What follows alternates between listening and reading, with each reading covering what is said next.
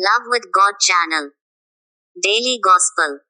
Mark நற்செய்தியிலிருந்து வாசகம். அதிகாரம் 1, இறைவார்த்தைகள் 29 முதல் 39 வரை. பின்பு அவர்கள் தொழுகை கூடத்தை விட்டு வெளியே வந்து யாக்கோபு, யோவானுடன் சீமோன், அந்திரேயா ஆகியோரின் வீட்டிற்குள் சென்றார்கள்.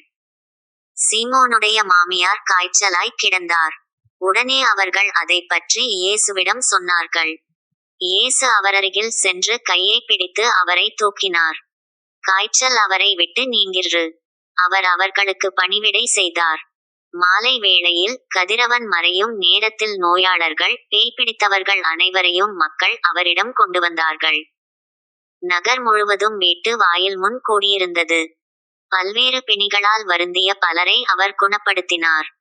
பல பேய்களையும் ஓட்டினார். அந்த பேய்கள் அவரை அறிந்திருந்ததால் அவற்றை அவர் பேசவிடவில்லை. இயேசு விடியற்காலை கருக்கலில் எழுந்து தனிமையான ஓர் இடத்திற்கு புறப்பட்டுச் சென்றார்.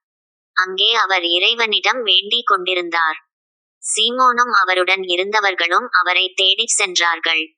அவரை கண்டதும், எல்லாரும் உம்மை தேடிக் கொண்டிருக்கிறார்கள் என்றார்கள்.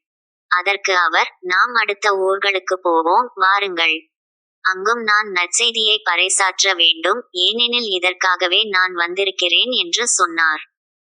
பின்பு அவர் கலிலேய நாடு முழுவதும் சென்று அவர்களுடைய தொழுகை கூடங்களில் நற்செய்தியை பறைசாற்றி பேய்களை ஓட்டி வந்தார். இது ஆண்டவர் வழங்கும் அருள்வாக்கு. இறைவா, உமக்கு நன்றி.